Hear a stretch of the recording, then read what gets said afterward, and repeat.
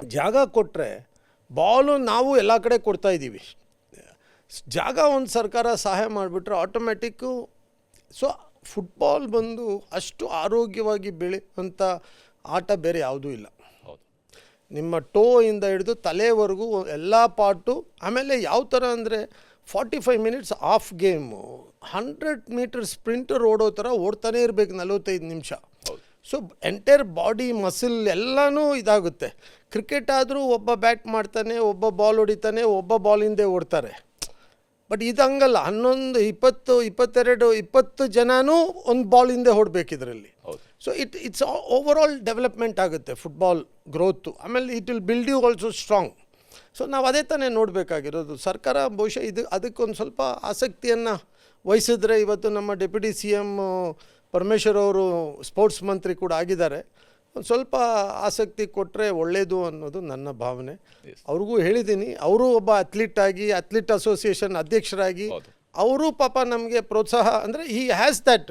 But over all system should come forward for. ಈಗ revenue ಅವರು ಜಾಗ ಇಯರ್ ಮಾರ್ಕ್ ಮಾಡಬೇಕು, ಬಿಡಬೇಕು. ಹಾಂ, ಅದೇ ಅದನ್ನು ಮಾಡಿದರೆ ನಾಳೆ ಬರುವಂಥ ಜನ್ರೇಷನ್ನು ನಮ್ಮನ್ನು ನೆನೆಸ್ಕೊಳ್ತಾರೆ. ನಿಜ. SIR ಪ್ರಕ್ರಿಯೆಯಲ್ಲಿ ಶಾಂತಿನಗರದ್ದು ಕೂಡ ಅತಿ ಹೆಚ್ಚು ಈಗ ವೋಟ್ಗಳು ಯಾರೆಲ್ಲ ಡಿಲೀಟ್ ಆಗ್ತಾ ಇರುವಂತಹ ಪಟ್ಟಿಗಳ ಬಂದಾಗ ನಾವು ಪ್ರಿಲಿಮಿನರಿ ನೋಡಿದಾಗ ಈಗ ಶಾಂತಿನಗರದಲ್ಲೂ ಕೂಡ ಅತಿ ಹೆಚ್ಚು ನಮ್ಮಲ್ಲಿ 54% ಮಾತ್ರ ಆಗಿದೆ. ಅಲ್ಲ, ನಮ್ಮಲ್ಲಿ ನನ್ನ ಪ್ರಕಾರ ಸ್ವಲ್ಪ ಈಗ ತಮಿಳ್ನಾಡು, ಆಂಧ್ರ ಪ್ರದೇಶ, ನಾರ್ತ್ ಇಂಡಿಯನ್ಸು ಅವ್ರದ್ದು 2 ಕಡೆ ಓಟು ಇತ್ತು. ಹೌದು. ಈಗೇನಾಗುತ್ತೆ, ಒಂದು ಆಟೋಮೆಟಿಕ್ಲಿ ಡಿಲೀಟ್ ಆಗ್ತಾ ಇದೆ. ಸೊ ಅದಾದಾಗ ಪ್ಲಸ್ ಸತ್ತೋಗಿರೋರ್ದು ಕೆಲವ್ರದ್ದು ಓಟ್ ಇತ್ತು, ಒಂದು 6,000 7,000 ಅಂತ ಹೇಳ್ತಾರೆ ಇವರು. ಓಕೆ, ಅವನ್ನೆಲ್ಲ ಯಾರೂ ಡಿಲೀಟ್ ಮಾಡಬೇಡಿ ಅಂತ ಹೇಳಿಲ್ಲ. ಈಗ ಒಂದು ಕ್ಲೀನಿಂಗ್ ಪ್ರೋಸೆಸ್ಸಲ್ಲಿ ಅದು ಹೋಗ್ತಾ ಇದೆ.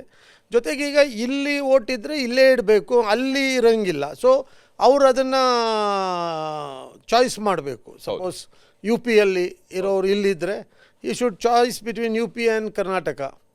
ಸೊ ಎನಿವೇ, ಈಗ ನಾವು ಎಲ್ಲರಿಗೂ ಹೇಳಿದ್ದೀವಿ, ನೆಕ್ಸ್ಟು ಈ ವೋಟರ್ ಲಿಸ್ಟ್ ಮುಖಾಂತರ ಗ್ಯಾರಂಟಿಗಳು ಕೂಡ ಇಲ್ಲಿರೋ ವೋಟರ್ಗೆ ಕೊಡಬೇಕು, ಬೇರೆ ಯಾರಿಗೂ ಕೊಡಬಾರ್ದು ಅಂತ ಅಲ್ವಾ? ಯಾಕೆಂದರೆ ನಮ್ಮ ಇಲ್ಲಿ ಈ ರಾಜ್ಯದಲ್ಲಿ ಮತ ಚಲಾಯಿಸುವಂಥವನಿಗೇ ಗ್ಯಾರಂಟಿ ಕೊಡೋಣ ನಾವು. ಈಗ ಬೇರೆ ಕಡೆಯಿಂದ ಬರ್ತಾರೆ, ಬರಲಿ, ಕೆಲಸ ಮಾಡ್ತಾರೆ, ಅವ್ರ ಜೀವನ ಮಾಡ್ತಾರೆ, ಹೋಗ್ತಾರೆ. ಸೊ ಹಾಗಾಗಿ ಸ್ವಲ್ಪ ವೋಟ್ ಪರ್ಸೆಂಟೇಜು ಕಮ್ಮಿ ಆಗಿದೆ. ಇನ್ನೊಂದು 10-15% ಜನ ಅವರು ಇದು ಸೀರಿಯಸ್ ಆಗಿ ತೊಗೊಳ್ಳಿಲ್ಲ. ಮನೆಗೆ ಹೋಗಿ ಕೊಟ್ಟರು ವಾಪಸ್ ಫಿಲ್ ಮಾಡಿ ಕೊಡಲ್ಲ ಅಂತಾರೆ. ಕೆಲವ್ರು ಏನಂದರೆ ಆ ವೋಟ್ ಹಾಕೋ ದಿವಸ ಬಂದ್ಬಿಟ್ಟು ನನ್ನ ಹೆಸರಿಲ್ಲ ಅಂತಾರೆ. ನಮ್ಮ ಭಾರಿ ಹಿಂಸೆ ಅವ್ರದ್ದು. ಎಲೆಕ್ಷನ್ ದಿವಸ ಅವನು 5 ವರ್ಷವೂ ಬರೋದಿಲ್ಲ. ಆವತ್ತು ಬರ್ತಾನೆ, ನನ್ನ ಹೆಂಡತಿ ಹೆಸರಿಲ್ಲ ಸರ್, ನಮ್ಮ ತಾಯಿ ಹೆಸರಿಲ್ಲ, ತಂದೆ ಈಗ ಎಲ್ಲ ಥರ ನಮ್ಮದಿಲ್ಲ. ಅವ್ನು ಸೇರ್ಸೋಕ್ಕೆ ಹೋಗಿರಲ್ಲ, ಅವ್ನು ಕಷ್ಟನೇ ಪಡಲ್ಲ. ಸೊ ಈಗ ಈ ಸರಿ ಸ್ವಲ್ಪ ಬಂದಿದ್ದಾರೆ. ಬಟ್ ಆದರೂ ನಾವು ಭಾಳ ಪ್ರಯತ್ನ ಪಟ್ಟರು 54% ಆಗಿದೆ. ಅಂದರೆ ಉಳಿದ 46% ವೋಟ್ ಆಗಿಲ್ಲ. ಇನ್ನೊಂದು ಸ್ವಲ್ಪ ಈಗ ಈ ಫಾರ್ಮ್ 6 ಕೊಡ್ತಾರೆ. ಈಗ ಈ ಕೆಲವ್ರದ್ದು ಸ್ವಲ್ಪ ಹೆಸರು ವ್ಯತ್ಯಾಸ ಇರೋದು ಆಗಿಲ್ಲ ಅದು. ಸೊ ಅವೆಲ್ಲ ಈಗ ಫಾರ್ಮ್ 6 ಕೊಡ್ತಾ ಇರೋದ್ರಿಂದ ಫಾರ್ಮ್ 6 ಮುಖಾಂತರ ಒಂದು ಸ್ವಲ್ಪ ಒಂದು 15-20% ಸೇರ್ಬೋದು. ಆದರೂ ಒಂದು 20-25% ಅರ್ಬನ್ ಏರಿಯಲ್ಲಿ ಕಡಿಮೆ ಆಗ್ತದೆ. ಯಾಕಂದರೆ ಬೆಂಗಳೂರು ಅತಿ ಹೆಚ್ಚು ಕಳ್ಕೊಳ್ತಾ ಇರುವಂಥದ್ದು, ವೋಟರ್ಸ್ ಮೈನಸ್ ಆಗ್ತಿರೋದು ಬೆಂಗಳೂರು ನಗರದಲ್ಲಿ. ಅಂದರೆ ಇಲ್ಲಿ ಆರೋಪಗಳು, ಇಲ್ಲಿ ಡಬಲ್ ವೋಟಿಂಗ್ ಮಾಡಿಸ್ತಾರೆ, ಈ ರೀತಿಯಾದಂಥ ವಿಚಾರಗಳು ಈಗ ನೀವು ನಿಮ್ಮ ಕಡೆಯಿಂದ ಮಾಡಿದಂಥ ಆರೋಪ ವೋಟ್ ಚೋರಿ ಆಗುತ್ತೆ, ವೋಟ್ ಚೋರಿ ಆಗ್ತಾ ಇದೆ ಅನ್ನೋ ಅಂತ ಮಹದೇವಪುರದ ಎಕ್ಸಾಂಪಲ್ ಮೂಲಕವಾಗಿಯೇ, ಅದು ನಮ್ಮ ಬೆಂಗಳೂರು ನಗರದ್ದೇ ಕಾನ್ಸ್ಟಿಟ್ಯೂನ್ಸಿಯನ್ನು ಇಟ್ಟುಕೊಂಡೇ ವೋಟ್ ಚೋರಿ ಬಗ್ಗೆ ರಾಹುಲ್ ಗಾಂಧಿ ಅವರು ಕೂಡ ಆರೋಪ ಮಾಡಿದ್ರು. ಬಹುಶಃ ಇದೆಲ್ಲವನ್ನು ಕೂಡ ಈ SIR ತೊಡೆದು ಹಾಕುತ್ತಾ, ಈ ರೀತಿಯಂಥ ವೋಟ್ ಚೋರಿ ಮಾಡ್ತಾ ಇದ್ದಂಥವ್ರನ್ನ ಕೂಡ ತೆಗೆದು ಹಾಕೋದಕ್ಕೆ ಯಶಸ್ವಿ ಆಗುತ್ತೆ? ನನಗೆ ಇದು SIR actually I think it's a cleanup drive ಕಾಣ್ತದೆ ಅದು. ಸೊ ಈ ಥರ ಡಬಲ್ ವೋಟು ಇರಲ್ಲ. ಈಗ ನಮ್ಮಲ್ಲಿ ಬೆಂಗಳೂರಲ್ಲಿ ಏನಾಗುತ್ತೆ, ಕನಕಪುರ ಇರೋರು ಇಲ್ಲೂ ಇದ್ದರೆ ಅವನು ಇವಾಗ ಅಲ್ಲಿ ಇಟ್ಕೊಳ್ತಾನೆ, ಇಲ್ಲ ರಾಮನಗರ ಇಟ್ಕೊಳ್ತಾನೆ, ಇಲ್ಲ ಮೈಸೂರು ಇಟ್ಕೊಳ್ತಾನೆ. ಸೊ ಎಲ್ಲಾದರೂ ಒಂದು ಕಡೆ ಇಡಬೇಕು ಅನ್ನೋದೊಂದು ಕಡ್ಡಾಯವಾದರೆ ಸೊ ವೋಟು ಇಟ್ ಬಿಕಮ್ಸ್ ಆಮೇಲೆ ಇನ್ನೊಂದೇನೆಂದರೆ, ಈಗ passport is not a document to prove citizenship. Aadhaar card is not a document to prove citizenship. Then what is the document to prove citizenship is only voter card. Alva? So that will be a bigger concern now. So we should have a voter card ಎಲ್ಲೋ ಒಂದು ಕಡೆ ಇರಲೇಬೇಕು. Otherwise you are at question whether you are an Indian or not. ಏನು ಹರಿಪ್ರಸಾದ್ ಅವರೇ? ಹೌದು ಹೌದು. So ಇದೆಲ್ಲ ಸ್ವಲ್ಪ ಕನ್ಫ್ಯೂಷನ್ ಇದೆ, ಬಟ್ ಜನ ಇನ್ನೂ ಸೀರಿಯಸ್ ಆಗಿ ತೊಗೊಂಡಿಲ್ಲ. ಇಲ್ಲಾಂದಿದ್ರೆ ಒಂದು 70-75% ಆಗಬೇಕಿತ್ತು. ಪೀಪಲ್ ಆರ್ ಸ್ಟಿಲ್ ನೋಡೋಣ ಬಿಡಿ ಅನ್ನೋ ಭಾವನೆ ಜನಕ್ಕೆ. ಬಂದಾಗ ನೋಡ್ಕೊಳ್ಳೋಣ. ನಾನು ಅದಕ್ಕೆ ಕೇಳಿದೆ, ನಮ್ಗೆ ಓಟ್ ಹಾಕ್ತಿರೋ ಬಿಡ್ತಿರೋ ಕಾರ್ಡ್ ಮಾಡಿಸ್ಕೊಳ್ರಪ್ಪ ನೀವು, ಓಟ್ ಹಾಕೋ ತೀರ್ಮಾನ ಆಮೇಲೆ ಮಾಡಿ. ಹ್ಯಾರಿಸ್ ಹೇಳ್ತಾ ಇದ್ದಾರೆ ಎಲೆಕ್ಷನ್ಗೆ ಓಟ್ ಹಾಕೋಕ್ಕೆ ಅಂತ ತೊಗೋಬೇಡಿ ನೀವು. ನಾನು ಹೇಳ್ತಾ ಇರೋದು ಇದು ನಾಳೆ ದಾಖಲೆ ನಿಮ್ಮ ಕೈಲಿ ಇಲ್ಲದೆ ಹೋದರೆ ಕಷ್ಟಪಡ್ತೀರಾ ಅಂತ ಹೇಳ್ತಾ ಇದ್ದೀನಿ ಅಂತ ನಾನು ವಿಡಿಯೋ ಮಾಡಿ ಕಳಿಸಿದ್ದೀನಿ. ಬಿಕಾಸ್ ನಾನು ಮಾತಾಡಿದ ತಕ್ಷಣ ಎಲೆಕ್ಷನ್ಗೆ ಓಟಿಗೆ ಅಂತ ಒಂದು, ಸೊ ಐ ಸೆಡ್ ನೀವು ಓಟ್ ಯಾರಿಗಾದ್ರೂ ಹಾಕಿ ಆಮೇಲೆ ಏನಾದರೂ ಮಾಡಿ, ಬಟ್ ಕಾರ್ಡ್ ಮಾಡಿಸ್ಕೊಳ್ಳಿ. ಓಟ್ ಹಾಕದೆ ಇಲ್ಲದೆ ಇದ್ರೂ ಪರವಾಗಿಲ್ಲ, ಓಟ್ ಹಾಕಬೇಡಿ. ಬಟ್ ಕಾರ್ಡ್ ಇಲ್ಲದೆ ಹೋದರೆ ನೀವು ಯಾರು ಅಂತ ಕೇಳೋ ಪ್ರಶ್ನೆಗೆ ಉತ್ತರ ಇಲ್ಲದೆ ಇರೋಂಗೆ ಆಗ್ತೀರಾ ಅಂತ. ನಿಜ. I try to educate my people, but still I am not happy. ಕಡೆದಾಗಿ ಈಗ 2028ರ ಚುನಾವಣೆಯನ್ನು ಗುರಿಯಾಗಿಟ್ಟುಕೊಂಡೇ ಕರ್ನಾಟಕದಲ್ಲಿ ಕಾಂಗ್ರೆಸ್ ಕೂಡ ಕೆಲಸ ಮಾಡ್ತಾ ಇದೆ. ಮುಖ್ಯಮಂತ್ರಿಯವರ ಆಪ್ತ ಬಳಗದಲ್ಲಿರುವಂಥ ಶಾಸಕರಲ್ಲಿ ತಾವು ಕೂಡ ಒಬ್ಬರು, ಮತ್ತು ಕಾಂಗ್ರೆಸ್ನ ಒಬ್ಬ ಹಿರಿಯ ಶಾಸಕನಾಗಿಯೂ ಕೂಡ. ಎಷ್ಟು ಮಟ್ಟಿಗೆ 2028 ಕಾಂಗ್ರೆಸ್ ಗೆಲ್ಲುತ್ತೆ ಅನ್ನುವಂತಹ ವಿಶ್ವಾಸ ನಿಮಗಿರುವಂಥದ್ದು? ನನ್ನ ವೈಯಕ್ತಿಕವಾಗಿ ನನ್ನ ಹತ್ರ ಕೇಳಿದ್ರೆ 100% ನಾವು ಗೆಲ್ತೀವಿ.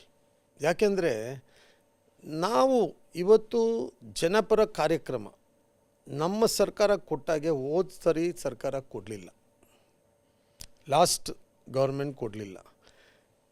ನಾವು ಗೆಲ್ಲದೆ ಇರೋಕ್ಕೆ ನಮ್ಮಿಂದಲೇ ಏನಾದರೂ ಆಗಬೇಕೇ ಹೊರತು ವಿರೋಧ ಪಕ್ಷದಿಂದ ಏನೂ ಸಾಧ್ಯವೇ ಇಲ್ಲ ಹರಿಪ್ರಸಾದ್ ಅವರೇ.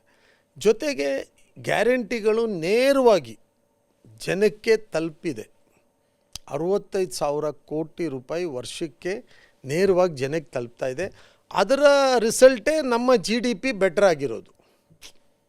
ಇದು ಬರೀ ಸುಮ್ಮನೆ ಏನೋ ಹೆಸರಿಗೆ ಹೇಳುವಂಥ ಕಾರ್ಯಕ್ರಮ ಅಲ್ಲ ಅದು. ಸೊ GDP ಯಾವಾಗ ನಮ್ಮದು ಬೆಟರ್ ಆಯಿತು ಅಂದರೆ ಸರ್ಕ್ಯುಲೇಷನ್ ಆಫ್ ಫಂಡ್, ಈ 65,000 ಕೋಟಿ ರೂಪಾಯಿ ಜನರ ಕೈಯಲ್ಲಿ ತಿರುಗಾಡೋಕ್ಕೆ ಶುರು ಆದಾಗ ನಮ್ಮ GDP, ಸೊ ಆ ಬೆನಿಫಿಟ್ ಯಾರಿಗೆ ಸಿಕ್ಕಿದೆ? ನಮ್ಮ ರಾಜ್ಯದ ಮತದಾರರ ಬಂಧುಗಳಿಗೆ ಸಿಕ್ಕಿರುವಂಥದ್ದು. ಖಂಡಿತವಾಗಿ ಅವರೇನು ಅಷ್ಟು ದಡ್ರ, ಇಷ್ಟೊಂದು ಸಹಾಯ ಸರ್ಕಾರ ಕೊಟ್ಟಿದೆ ಅಂತ ಹೇಳಿದ ಮೇಲೆ ಮತ್ತೊಂದು ಸರಿ ಅದೇ ಸರ್ಕಾರ ತಂದರೆ ಇನ್ನೂ ಅನುಕೂಲ ಆಗುತ್ತಲ್ಲ ಅವ್ರಿಗೆ. ಜನ ನೋಡಬೇಕಾಗಿರೋದೇನು, ನಮ್ಗೆ ಯಾವ ಸರ್ಕಾರ ಬಂದರೆ ಅನುಕೂಲ ಆಗುತ್ತೆ ಅಂತ. ನಾನು ಒಬ್ಬ ವೋಟ್ರ್ ಆದರೆ ನಾನೇನು ಯೋಚನೆ ಮಾಡ್ತೀನಿ, ಈ ಸರ್ಕಾರ ಬಂದರೆ ನಮ್ಗೆ ಅನುಕೂಲ ಆಗುತ್ತೆ. ಸೊ ಅದೇ ನಿಟ್ಟಿನಲ್ಲಿ ಜನ ಕೂಡ ಯೋಚನೆ ಮಾಡಬೇಕು. ಸೊ ಆ ನಿಟ್ಟಿನಲ್ಲಿ ಯೋಚನೆ ಮಾಡಿದಾಗ ಇವತ್ತು ಡೆವಲಪ್ಮೆಂಟ್ ಆಗ್ತಾ ಇದೆ, ಎಲ್ಲ ಥರ ಡೆವಲಪ್ಮೆಂಟ್ ನಡೀತಾ ಇದೆ. ಆಮೇಲೆ ಜನಕ್ಕೆ ನೇರವಾಗಿ ಇದು ಸವಲತ್ತುಗಳು ಸಿಗ್ತಾ ಇದೆ. ಸರ್ಕಾರ ಒಳ್ಳೆ ಕೆಲಸ ಮಾಡ್ತಾಯಿದೆ. ಒಳ್ಳೆಯ ಒಬ್ಬ ನಾಯಕತ್ವವನ್ನು ಕೂಡ ನಮ್ಮ ಪಕ್ಷ ಈಗ ಮತ್ತೆ DK ಶಿವಕುಮಾರ್ ಅವರಿಗೆ ನಾಯಕತ್ವವನ್ನು ಕೊಟ್ಟಿದ್ದಾರೆ. ಭಾಳಷ್ಟು ಒಂದು ಎನರ್ಜೆಟಿಕ್ ಆಗಿ ಈ ರಾಜ್ಯದ ಜನರಿಗೋಸ್ಕರ ಕೆಲಸ ಮಾಡ್ತಾ ಇದ್ದಾರೆ. ಜೊತೆಗೆ 3 ವರ್ಷ ಸಿದ್ದರಾಮಯ್ಯ ಅವರು ಒಳ್ಳೆಯ ಒಂದು ಸರ್ಕಾರ ಕೊಟ್ಟು ಒಳ್ಳೆ ಕೆಲಸ ಮಾಡಿದ್ದಾರೆ.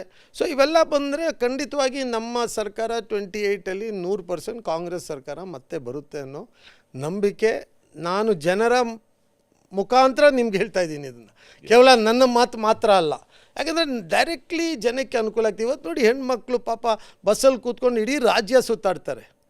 ದೇವಸ್ಥಾನಕ್ಕೆ ಹೋಗೋ ಆಸೆಗಳೆಲ್ಲ ಪೂರೈಸ್ಕೊಂಡ್ರು. ಯಾರಿಂದ ಆಯ್ತಿದ್ದು? ಕಾಂಗ್ರೆಸ್ ಪಕ್ಷದಿಂದನೇ ಆಗಿರೋದು.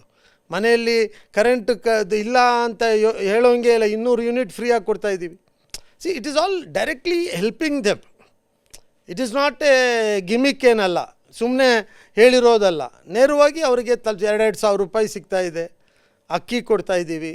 ಸೊ ಐ ಥಿಂಕ್ ಒಂದು ಸರ್ಕಾರ ಅದು ನಾವು ಕೊಡೋವಂಥ ಕಾರಣ ಏನಿತ್ತು? ಬೆಲೆ ಏರಿಕೆ ಆಯಿತು. ಬೆಲೆ ಏರಿಕೆನ ಎದುರಿಸೋಕ್ಕೆ ರಾಜ್ಯ ಸರ್ಕಾರದ ಕೈಯಲ್ಲಿ ಆಗಲ್ಲ, ಅದನ್ನು ಮಾಡಬೇಕಾಗಿರೋದು ಕೇಂದ್ರ ಸರ್ಕಾರ. ಕೇಂದ್ರ ಸರ್ಕಾರ ಅದನ್ನು ಕೇಳ್ತಾನೇ ಇಲ್ಲ. ಸೊ ನಾವಂಥ ಪರಿಸ್ಥಿತಿಯಲ್ಲಿ ರಾಜ್ಯ ಸರ್ಕಾರ ಅವರಿಗೆ ಸಹಾಯ ಮಾಡಿರೋದು ನೇರವಾಗಿ ಜನರಿಗೆ ಬೆನಿಫಿಟ್ ಆಗಿದೆ. ಇವತ್ತು ನೋಡಿ, ಮತ್ತೆ ಗ್ಯಾಸು ಬೆಲೆ ಏರಿಕೆ, ಬೆಲೆ ಕಡಿಮೆ, ಈ ಗ್ಯಾಸನ್ನು ಮತ್ತೆ ಏನೇನೋ ಮಾಡ್ತಾಯಿದ್ದಾರೆ. ಈಗ ಅವರು ಮತ್ತೆ ಚೆಕ್ ಮಾಡಿ ಅದನ್ನು ಸರ್ವೆ ಮಾಡಿ ನಂಬರ್ ತೊಗೊಂಡು ಎಲ್ಲ ಎಂಟ್ರಿ ಮಾಡ್ತಾಯಿದ್ದಾರೆ. ಸೊ ಇವು ಮೊದಲು ಏನು ಹೇಳಿದ್ರು? ಸಬ್ಸಿಡಿ ಬಿಟ್ಬಿಡಿ, ನಾವು ಬೇರೆ ಎಷ್ಟಿತ್ತು? 350 ರೂಪಾಯಿ ಇತ್ತು ಗ್ಯಾಸ್ ಸಿಲಿಂಡ್ರು, ಇವತ್ತೆಷ್ಟಾಗಿದೆ? ಸೊ ಇವೆಲ್ಲ ಮಾತಾಡಿದ್ರೆ ರಾಜಕೀಯ ಆಗುತ್ತೆ. ನಾವು ರಾಜಕೀಯ ಮಾತಾಡೋಕ್ಕೆ ಇಷ್ಟಪಡಲ್ಲ. ಬಟ್ ಆದರೆ ಜನಕ್ಕೆ ನಾವು ಯೋಚನೆ ಮಾಡಬೇಕು, ಯಾರಿಂದ ನಮ್ಗೆ ಅನುಕೂಲ ಆಗುತ್ತೆ ಅಂತ. ಹ್ಯಾರಿಸಿಂದ ಅನುಕೂಲ ಆಗ್ತದೆ, ಹರಿಪ್ರಸಾದಿಂದ ಅನುಕೂಲ ಆಗುತ್ತಾ ಅನ್ನೋದನ್ನು ಯೋಚನೆ ಮಾಡಬೇಕಲ್ವಾ. ಜನಕ್ಕೆ ಒಳ್ಳೆಯದಾಗಬೇಕು, ಈ ರಾಜ್ಯಕ್ಕೆ ಒಳ್ಳೆಯದಾಗಬೇಕು, ದೇಶದ ಸಂವಿಧಾನವನ್ನು ಎತ್ತಿ ಹಿಡಿಯುವಂಥವ್ರು ನಾವು ಆಗಬೇಕು. ಅದರಲ್ಲಿ ಕಾಂಪ್ರಮೈಸ್ ಮಾಡಲೇಬಾರ್ದು. ನನ್ನ ಪಕ್ಷನೋ ನಿಮ್ಮ ಪಕ್ಷನೋ ಬೇರೆ ಪಕ್ಷನೋ, ಯಾವ ಪಕ್ಷ ಈ ರಾಜ್ಯ ಜನ ಈ ಸಂವಿಧಾನದ ಪರವಾಗಿರುತ್ತೆ ಆ ಪಕ್ಷ ಬರಬೇಕು. ಥ್ಯಾಂಕ್ ಯು ಹ್ಯಾರಿಸ್ ಅವರು, ಇಷ್ಟೊತ್ತು ನಮ್ಮ ಜೊತೆಗೆ ಭಾಳಷ್ಟು ವಿಚಾರಗಳ ಬಗ್ಗೆ ವಿಸ್ತೃತವಾಗಿ ಮಾತನಾಡೋದಕ್ಕಾಗಿ ಧನ್ಯವಾದ. ಥ್ಯಾಂಕ್ ಯು ಹರಿಪ್ರಸಾದ್, ತುಂಬ ಸಂತೋಷ. ಇದು ಹ್ಯಾರಿಸ್ ಅವರ ನೇರವಾದಂತಹ ಮಾತು. ನಮಸ್ಕಾರ.